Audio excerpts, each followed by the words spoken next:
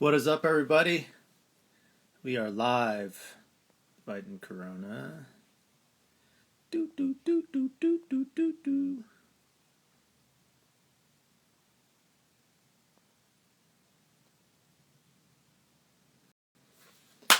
Relationships, building relationships. We're just past Valentine's Day, so Corona suggested that she wanted to talk about relationships. Wanted us to talk.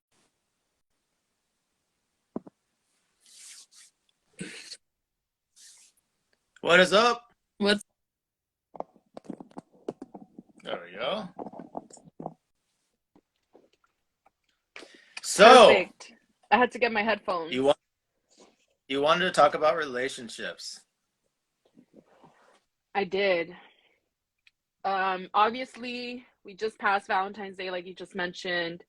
And I think it's important for us to talk about relationships, how to build relationships, how to keep healthy relationships, how to cultivate relationships, right? Because that's important as well. But yeah, let's get the ball rolling. Oh, hey, Amanda, she's around. I don't know if you want to invite her and pull her up into this conversation as well. It'd be nice to have her again. Yeah, I sent her something, so she has the opportunity. Sweet. So, what has been your experience with the relationships? Not calling out anybody in particular. Hey, welcome. Hello. So happy How are to you see guys? you. I literally just walked in the house right now, so perfect timing. Yeah, for sure. Did you hear what the topic was? Relationships? Yes. Yes. For sure. Awesome. And if we look at the 1950s mentality, I was going to say relationships were simpler back then. Or How so? There wasn't as many options. How about that? Yeah, I completely get that. Yeah, because even if you take all of us with these smartphones having on our, we have so many options that a lot of people are depressed just for the fact of having so many options.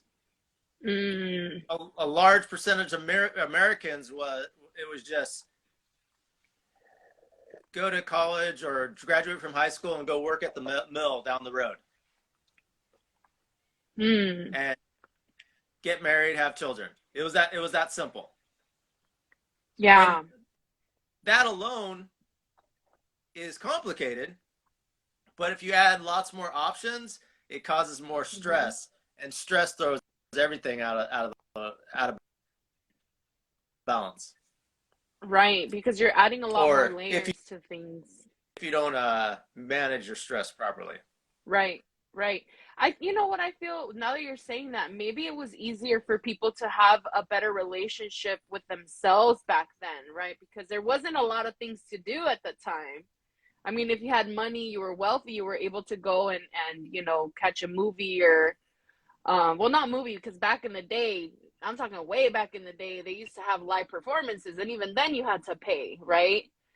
But I feel like back then maybe it was a lot easier for people to build a better relationship with themselves, and I think that's key, right, to any relationship, or even learning how to create a relationship with anyone else is learning how to create a relationship with yourself. Well, yes and no, because the 2022 Jedi Steve would be, if the 1950s Jedi Steve knew about the 2022 Jedi Steve, he wouldn't have been able to be easy. Because when you're just accepting those different things, and as much as it would be a push to be your authentic self, who it is like right now in this year and in this moment, you wouldn't even, it would be so much harder there because you wouldn't have much of a support for that. Does that make sense? Yeah. In a lot of ways, yeah. With culture, with religion, with expectations of family. And Mm-hmm. nowadays we have a little bit more freedom. Well, we have our freedom and we don't in certain ways. I guess it depends on how you look at it, but I think we have a lot more freedom to express ourselves now and actually truly be ourselves, and not feel shame for, giving ourselves that time that we do need. Back then, maybe families were a little bit tighter and Mm-hmm. stricter, and I know my grandfather, he was old fashioned, so you couldn't go outside the lines of what their expectations were. Even growing up as an adult, you still feel like you have to fall underneath, some sort of regulation that your family, your friends, your workplace, your environment is expecting you to look, to be like, to sound like. So nowadays we have, I think, that freedom, and we're just now finally like touching the tip of the iceberg of figuring out who we really are, what we want, what we want our homes to be like, our future to be like, our family to be like. It's kind of all in our hands now more than it ever has been before. And I feel like it's a very fragile thing that we're working and playing with right now.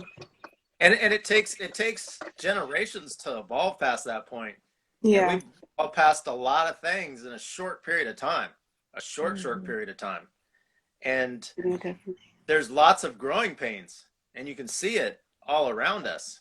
Lots of Mm-hmm. growing pains. Yeah. Um, just another example, and I think you got it, but Corona, to give you more of an idea about it, Mm-hmm. um, for a woman in the 50s to have 20 vibrators would be unfreaking heard of. Yeah. Like, you wouldn't even have anybody that you could like talk to. I mean, there's probably few people that somebody at 20 vibrators could talk to now, but you wouldn't have anybody to talk to. So I mean, this goes back into gender then. I mean, because if we're comparing, if we're gonna focus on females, I can see that.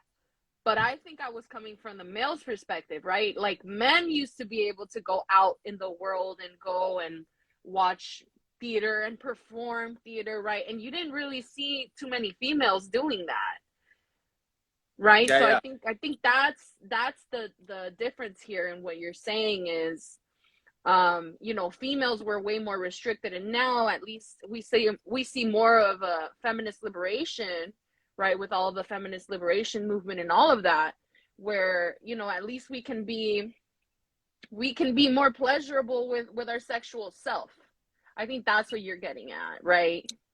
But also that it's also men, not as much and in different ways. Men are affected Mm-hmm. by that too. Mm-hmm. Because I could say, like, I get a minor push about being single, but I in the 50s mentality, and we're skipping a lot of generations, but in the 50s mentality, it like it would be like a big shift for somebody my age to be single. I would be ostracized like at a whole nother level. They'd probably call you gay. Yeah, yeah. And I probably care more. Now I don't care, but I probably care like if somebody said that. I think there's a lot of programming that's been instilled in us at a very young age of what expectations should be like when it comes to relationships, and how we set the standards for that. And nowadays, because of social media, dating apps, exploring pornography, all of these things are really like opening up our mind to what we can have. And but we don't know what it is, we don't know how to do it, so we're all just learning and doing the best that we can, but our brain is functioning in a way that it has been programmed. So it was sometimes too, we even feel shameful about a lot of things in a relationship that we shouldn't, that we feel like is taboo or wrong, or outside of the lines, when if that's what you want in your relationship, if that other person is accepting of that or comfortable with that, then it should be okay. And we're kind of getting to that point now too, where a lot of people are able to be themselves in their relationship and not feel like they have to change for their partner, you know, instead they're changing together, growing together, or at least that's how relationships should be nowadays. And I feel like there's a huge shift, especially with COVID and everything going on. I feel like people are a lot more focused on what they really want. You know, is this really meaningful? Because life, for some of us, it may seem like it could be shorter, and so we like question whether or not what we have is something that really truly makes us happy, or are we just doing this because of fear of being alone, or because we were told that we have to be in a relationship, or we have to, or we see movies and we see all the love romance films where everyone lives, you know, happily ever after and a long life together, you know, and maybe that's not always the same for everybody. You know, sometimes we go through a relationship, we have experiences, we learn, and then we grow apart, and there's nothing wrong with that. But society, I think, kind of has painted the picture that that's taboo, that's wrong. You know, if you're going to be with somebody and you're going to give yourself to that person, you should dedicate your whole like life to them. But that's not the way that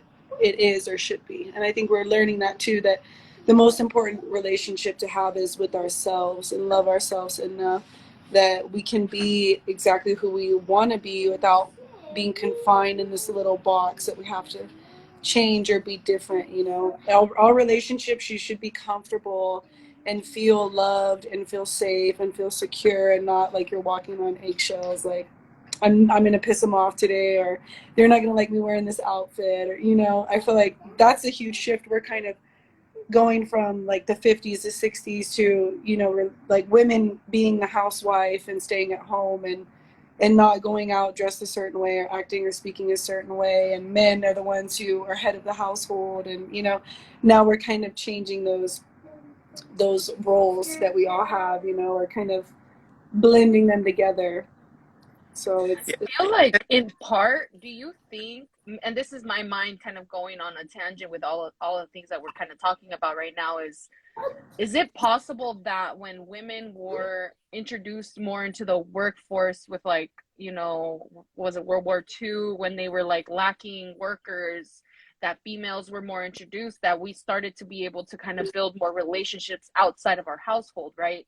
Because before then, like, I think women were expected to just have eyes for their man. They were expected to be home. They were expected to do all those house tool tasks, right?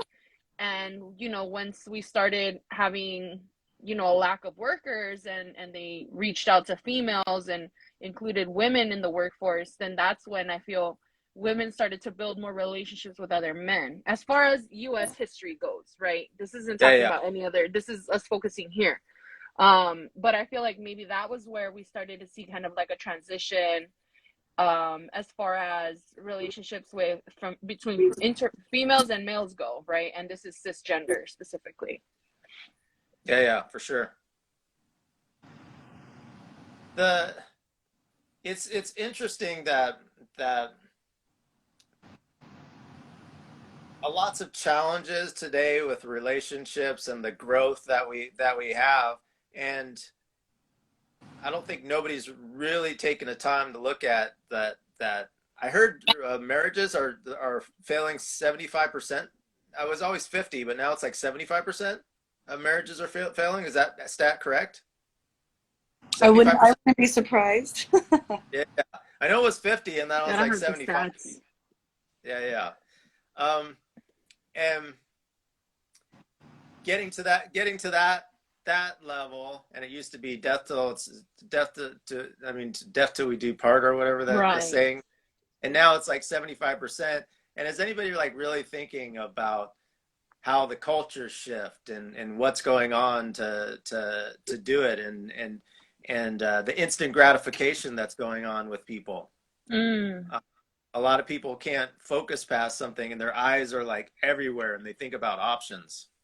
And to be perfectly honest with you, I have a nice balance between masculine and feminine energy. I'm very thoughtful, but also I'm aggressive with the right people. Um, but with the sliding right and sliding left, I feel like when I'm doing that, it makes me feel so uneasy on the those dating sites. Hmm. of just being able to look for a second and just like, no, I feel like a king in the 1500s eating a big, like King Henry VIII eating a big turkey leg and just like, no, yes, off with your head. Like, I Right. just felt, And I feel people get so much exposure, kind of tying it back to social media. I mean, like Kim Kardashian, right? Like, and yeah, yeah. I've been kind of obsessing over her and Kanye these days, with all of the torment that they're going through with their divorce.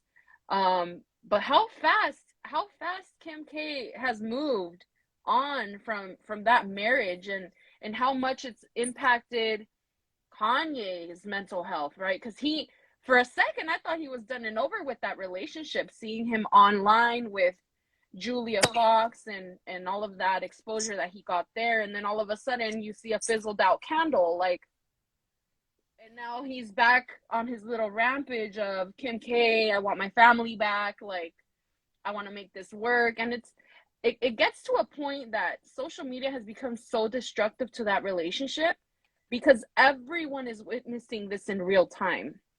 He's Yeah, going yeah. off on his Instagram obsessively, talking about how he wants Kim K back, and putting Pete at risk too. He was posting screenshots of their conversation and text where, then Pete's being his safety's being put at risk, right? Yeah, Because of yeah. all of the things that Kanye is putting out there about him. So See, it here's almost magnifies the the situation. challenge, and I want to bring it back to like everyday people.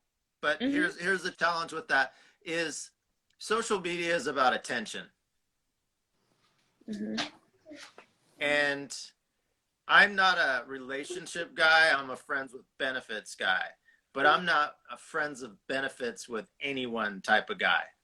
It's got to be somebody that I would want to be in a relationship if I was a relationship guy. Not just I can't hate somebody and be in Mm-hmm. a friends with benefit situation. Mm-hmm. But how I would judge somebody that's, and I've never been one of those guys, don't wear that, that type of stuff. I'm like, why is she wearing that? Mm-hmm. She needs more attention. Let me give him more attention type of situation. But I Mm-hmm. never wanted to be the person that was totally controlling the environment. So social media is all about attention. And whether it's subconscious or conscious, what we're posting, there is some intent behind that. So one of the things with Kanye, he's real good about getting attention. And I think that's important if a woman or a man is posting sexual pictures, not just I want to feel good, sexual pictures. We have to look at that and discover what that is individually within our relationships and see Mm-hmm. if that's an alignment with what is part of our relationships. Right. Um, I've never had an issue with that. Um, or yeah, I've never had an issue with that. Mm-hmm. Um, I remember seeing a young lady that I was going out with holding somebody else's baby, and then I ended up not pursuing it anymore because I was like, oh, she wants to have a baby. So I did have a conversation with her. I could tell by how she was holding the baby that she wanted to have a baby. I could tell by the picture. And then I told her, and I was like, yeah, I'm not having kids. And she goes, oh, you don't like kids? I was like, no, I didn't say that. I said, I'm not having any kids. I love kids. So You like to be Uncle Steve. say it again. I said you like to be Uncle Steve. Yeah, yeah. I mean, there was a time in my life that was where I was moving towards. And I, as I did talk, I had an ex that had children that called me dad, but I'm not trying to start something like that, and haven't been for a while at this time in my life. So yeah, how does social media play into all this? Well, we have relationships. that instant gratification that we're talking about, right? Swipe left, swipe right as, you know, an easy way to start a relationship or jumpstart a relationship, but at what cost? Right? Say you're married to a guy, and he doesn't run a gym. He's an accountant, but he's always posting pictures of him, like no shirt on, flexing, giving the looks to the camera that he's only giving you in the bedroom. Bruh, I'm already triggered and I don't even know him yet.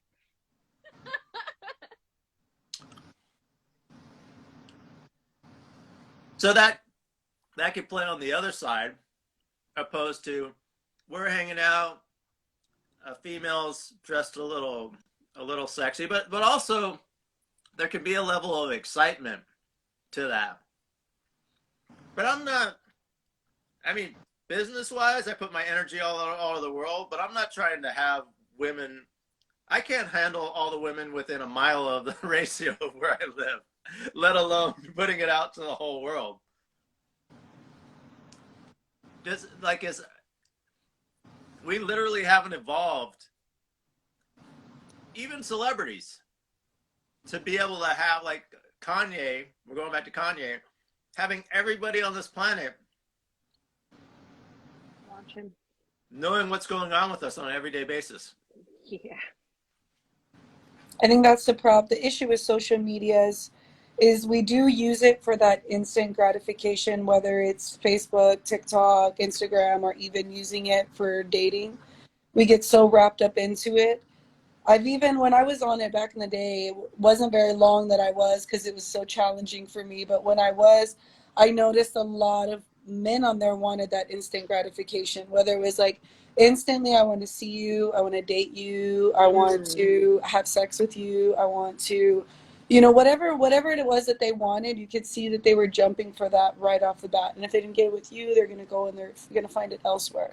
And then going to social media like Instagram, like we're on now, or Facebook, you know, I think a lot of times we put so much out there, and when something fails or doesn't, you know, happen like what we want, it's even a bigger like slap in the face, or it's a reminder that you failed in some sort of way, even though that's not the case. But that's what it looks like when you go and you just scroll through and you see happy pictures, and then you see a relationship with somebody, and then all of a sudden you see like that person disappear on their page, and you know, everyone's left there like curious, well, what happened? Because you're putting it all out there for people to see, and it's like a movie, it's like a show, it's reality TV for everybody, where we're all involved in each other's lives, not to the like down to the nitty gritty detail, but the stuff we want people to know. And I think we, as a person in a relationship, need to care more about the other person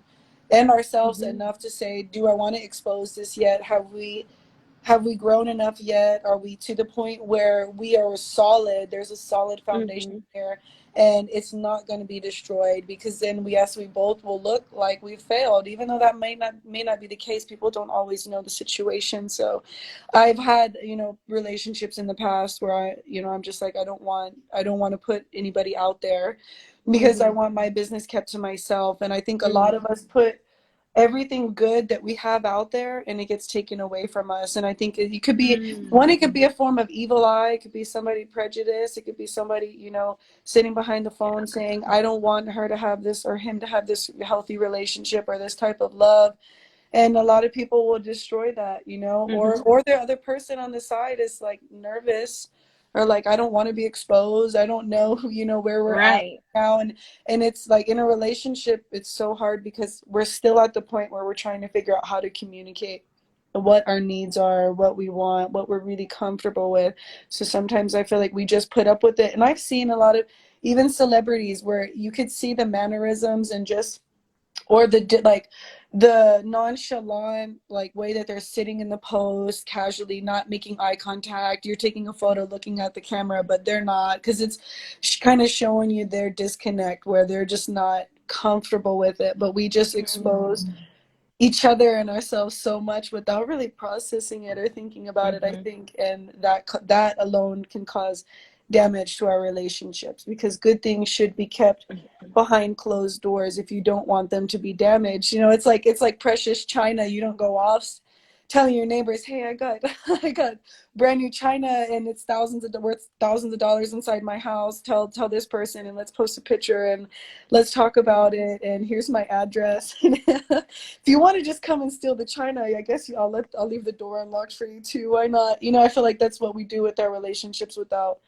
really realizing it. And that's been new for me, just trying to like understand boundaries along with understanding my boundaries, what I want in a relationship. I've understood that Mm-hmm. I don't want to cross those lines for somebody else and make them feel uncomfortable, you know, until like things have really Mm-hmm. grown, because relationships, especially nowadays, I feel like are a lot of fresh for us because of the world we're living in.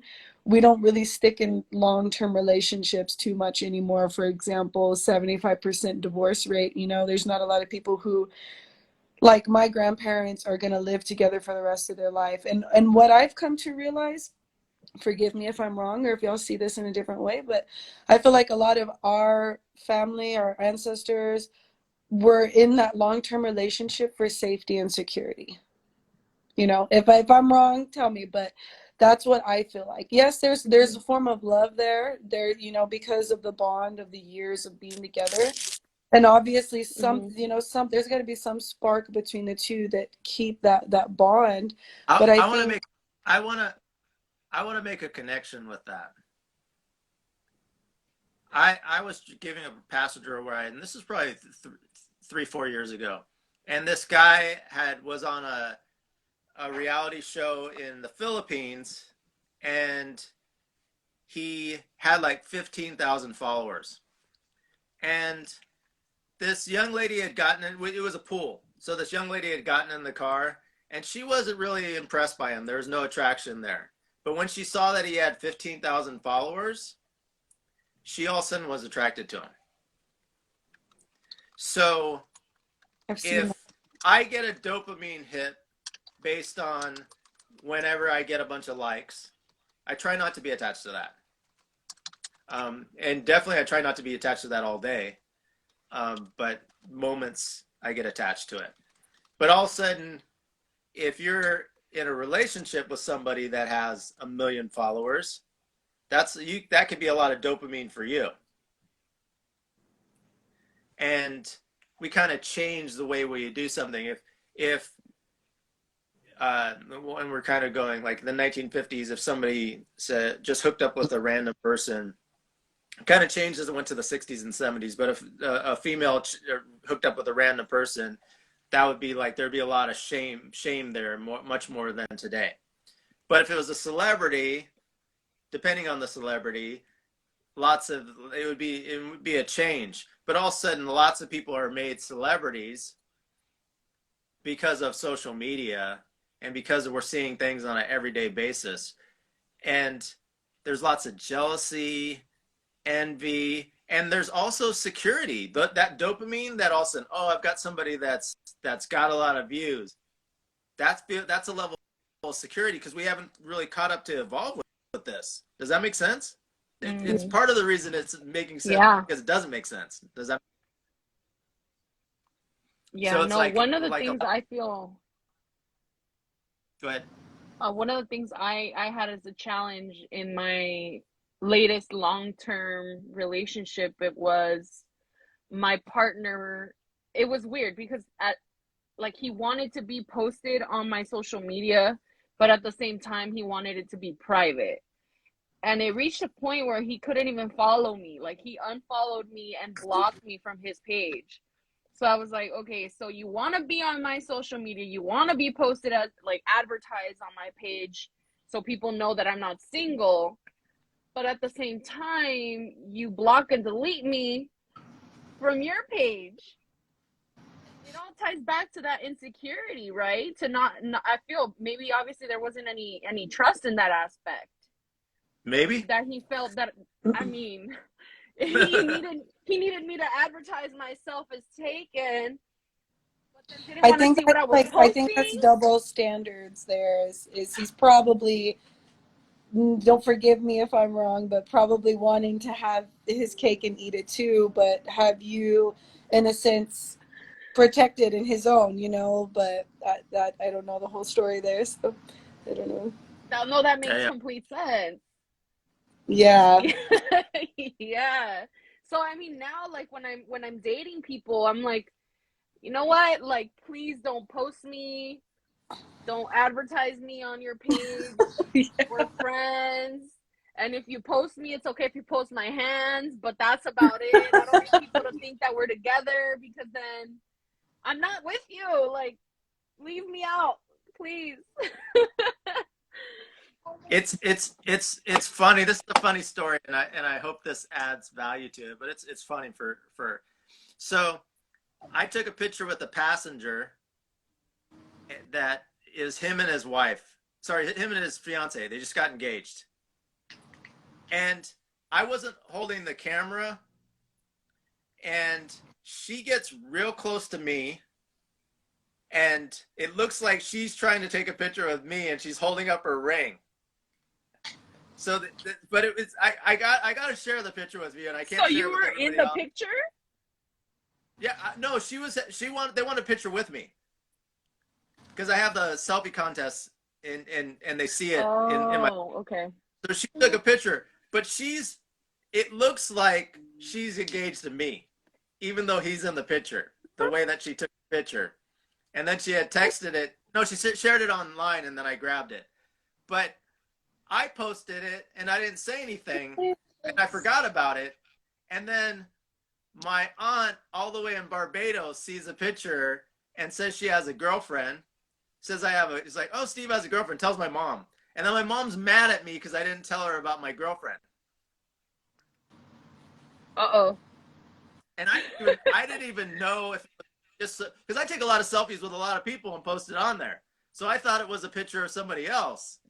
And then all this took a couple months when there could have been no conversations that all this gossip is going in many It's different like a directions. game of telephone in that case, and with a picture a little bit worse, right? Because Yeah. you can interpret a picture a million ways. Yeah, yeah. And a picture is worth 1,000 words. Yep. And what is video? If a picture's worth 1,000 words, what is a video? But if you're wounded or out of alignment, there's just more to miss the interpretation. Like I had somebody on my social media that I've never met in person, but we're just friends on social media. We talked about business at some point. She got engaged, and they have the picture of the guy right here. She turned around and she had the look on her face like a woolly mammoth was attacking her. That was the picture. And I sent her a message, and I was like, I just want you to know you're probably happy about this, but I read pictures, and this is the case. And then she kind of like resisted what I said, but she was open to the fact, but she resisted, which I fully understand. I don't know if I necessarily want people doing that, but I know my role in the world. And the guy has a lot of money. There's lots of course thing. Seems like a really cool guy too. And they had a lot of stuff tied in business. So it is not an easy exit for her or him. But she just had the fear, and I had to approach her on that. And she like kind of like did an answer how we all would if we were in her situation. And so if you haven't talked to people, you're not going to take the time to read what they say underneath or whatever the case is. Lots of deception can happen. Mm-hmm. And the picture can, even if the picture's saying something, it could be what they're feeling in that moment.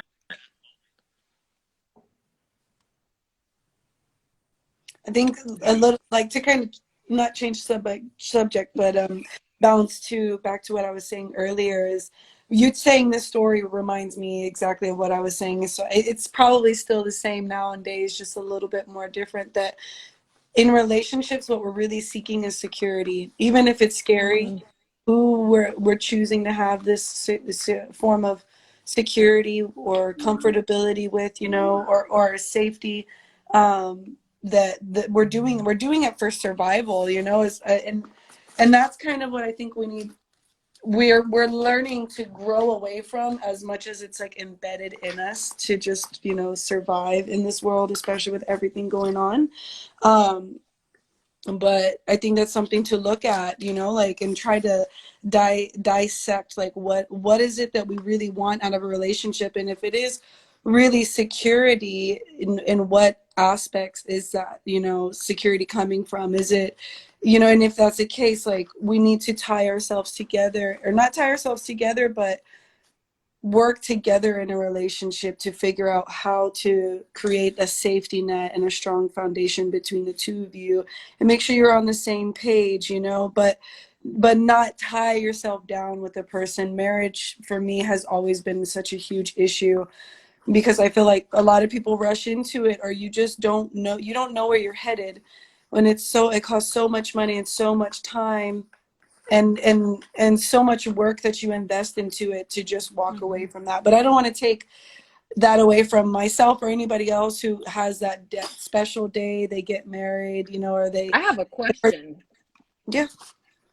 So what happens when you have a person, and this is me, I'm talking for myself.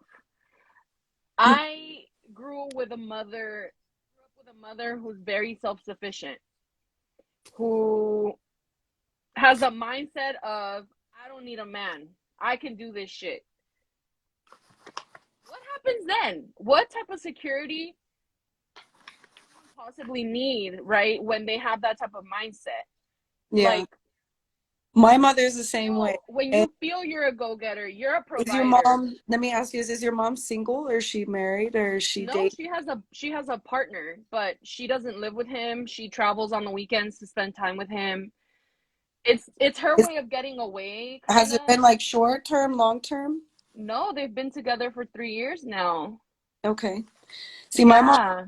like that too, and she's been a hard worker her whole life, and any man I've watched her go through, you know, dating all these men, and to me, in my eyes, none of them have met her standards. It's hard, I think, for a woman to find somebody. Mm-hmm. When a woman is self-sufficient, able to take care of herself, she lives her own life, she's not codependent on anybody or anything, it's challenging to tie her down. And it's the same thing for a man. And I think that's where women struggle in a relationship with a successful man, is, you know, they Mm-hmm. want him to be there, they want him to be around, they want him to invest the time into the relationship, but Mm-hmm. his time is already taken elsewhere. Same thing for, you know, us women who are self-sufficient, who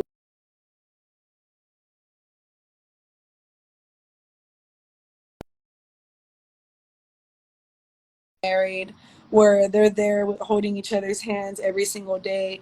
You know, that type of like safety and security isn't there, because they don't need it. Hmm. I don't know if So you want to say something. Am I let's destined to be single and alone forever? let's talk about, let's talk about safety and security.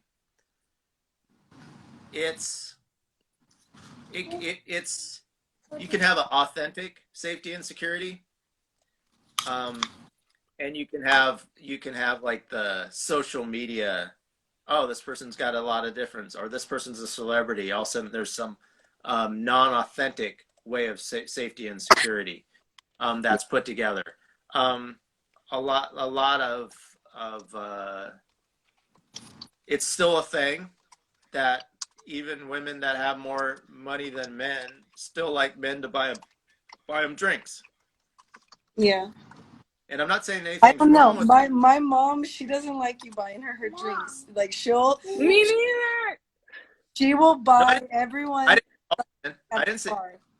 Pop She it is, up a But tad. also we could tell from what you said earlier. That's her way of being and everything. yeah, Because one of the things I was going to say, a lot of women, and it's not their fault, but they're exposing themselves because of Mm. that feeling yeah, and that test. yeah. One of the other things is there's a lot of women that got in relationships with guys because they have dogs, and they see the guy out in the town with a dog, So they're in the and relationship for the dog. Well, not people do that necessarily too. I myself made that mistake, not really looking at the man that I was dating because I was more into like making sure his kids were okay when I first jumped into the relationship, and then builded a relationship with his kids, but then down the road realized that he was not stable and was not right for me, and it was hard to get out of the relationship because of the Yeah. kids. So we all have these things that we're attached to, that either we want to give security to somebody or get security. Mm. It's just like embedded in us, and that's what I feel like every relationship is like. Down at its core, it's like it's some sort of survival or security or safety net for us, because why are we here in a relationship talking with one another? We feel safe, we feel comfortable, we feel like we can be open and express ourselves with one another, so we continue to further on with that relationship. If we didn't feel comfortable, we would just, or secure, or feel like there was some foundation we were building, we would just walk away from So it. to a level, there is a level of codependency. Is that what I'm gathering? For a relationship, yeah. And it's not, for me, I don't think it's something that's unhealthy or toxic, but I think it's something that we need to realize, like, that there's some form of attachment there to that Mm. relationship, or wanting that relationship, because we can be friends with somebody that we like, we can hang out with them, we can do all these things, but we would do because we love them, or because we want that something that is with them. We seek more, and because we seek more, we go deeper, like into this unknown abyss, because it's so new and fresh to us. Like every relationship is different, every person is different, every person that gets together and syncs up, that relationship's going to be different than the one before or the one next, but we're seeking something out. Like we want to learn, or our spirit wants to be challenged, or just wants to feel safe and secure because of the last relationship, or because of the relationships we had with our mother or father. I feel like in every relationship we choose, there's some aspect that was maybe missing in our lifetime before, in our childhood, or even in a past life, that we didn't learn Mm. yet, we didn't pick up on yet, we didn't absorb, or didn't get fulfilled. So we're seeking out that through each relationship that we're in, you I know. think I think a lot of us come into this world to learn 5 to 7 things, and our life is pretty much us learning those 5 to 7 things over and over again. Right. And the people that are better off are the ones that are taking away some of those, and like getting better at making that when they're learning something, it's not as a bad situation when they're learning. I wanted to go into something else, and we have about 15 more minutes. But along with relationships, so let's break this down to masculine and feminine energy. And masculine energy would be not man and woman, but masculine and feminine, where we are a blend of it. Like society before in the 50s would say you fall in one area. Now we're going to put it that we all intertwine and go into different areas at different time, depending on the environment, the balance of the environment. So what masculine energy is hunting, feminine energy is gathering. Mm-hmm. What is hunting in today's world? What is gathering in today's world? Hunting, I would think, is the obviously what is going to require more work, maybe something more physical, more risky. Gathering would be more like, I guess if you put it in a relationship, the hunter would be the man going out working, doing the more challenging things that maybe a woman isn't physically capable of, or that we didn't think is mentally capable of at one point in But time. couldn't you consider, because hunting is bringing food back, so couldn't you consider anybody masculine or feminine that's an accountant as hunting? Yeah. So the question for Nobi asked about what is security. So hunting would be security.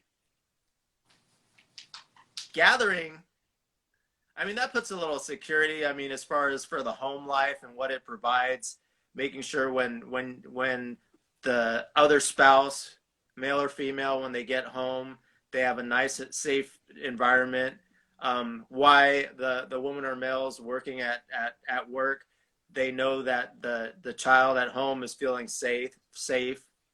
And when either spouse gets home from work, or even if they're not in a marriage, when either spouse gets home from work, that they feel appreciated too.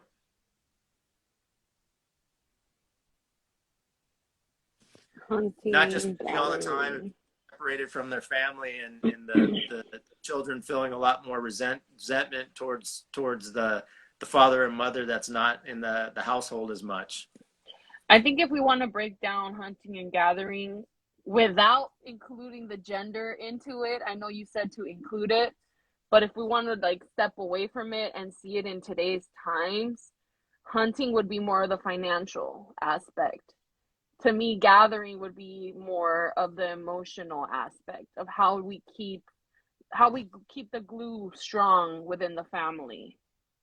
That's how I see it. And obviously, like, I mean, we have single parents, right? We have sometimes even fathers who are both hunter and gatherers, or we have women like myself, right, that I'm both hunter and gatherer, with my son, and raising him and working and providing, and also having some type of family dynamic set up for him, regardless of how broken my non-traditional family is, because I don't live with his father, right? He lives 300 miles away, but how do I keep that a little bit stable in whatever norms I have for him? I think that's how I see it. So Nobi says that hunting would be men killing for food, but women gathering, not killing items. But if I look at this, I'm guessing that less than 1% of the people in the world hunt in today's world. And probably most of that is hunting for sport. I'd be hunting for jobs, bro. I'd be hunting Yeah, for it's jobs, fine. It's hunting for a financial. home, hunting for a fucking good car, hunting for a good mechanic. So again, it all goes back to survival, and we're all trying Yeah. to hunt and gather for ourselves, no matter what side of the fence you're on in the Yeah. relationship, or single on your own. We all have to try to find a way to survive, and in whatever relationship we're in, we have to find a way to somehow coexist, even if it's with ourselves. Like, how can I exist with myself and do all the things, hunt and gather, go out, collect, and then bring home and create. Like with my business, I've got to go hunt out all the material, I've got to come home, I've got to create the product, and I've got to go back out and put it back out there. But like in relationships, I've got to hunt for the person, just as the person's got to hunt you for you, because they're craving and wanting. Oh yeah.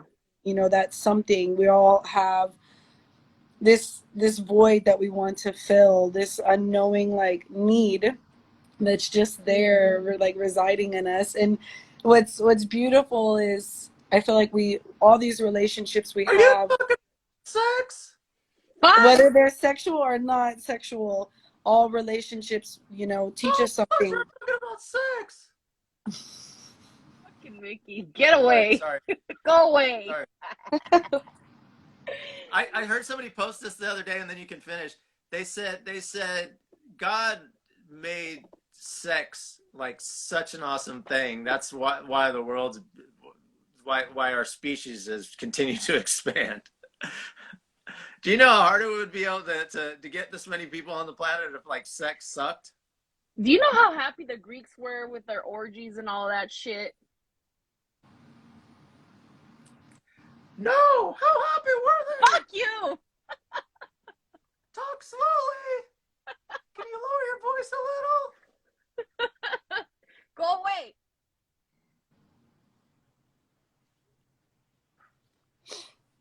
I think we all need some sexual healing in our life. Yeah. Especially Mickey. I'm sure Mickey's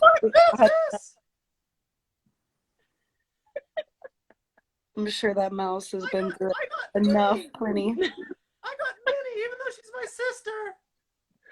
It's okay in the mouse world. Oh my god. I can't. Cool. Do we want to end it right there? Yes, I think so. Okay. Cool. Talk to you later. Thank you. Bye. Welcome back, Amanda. Thank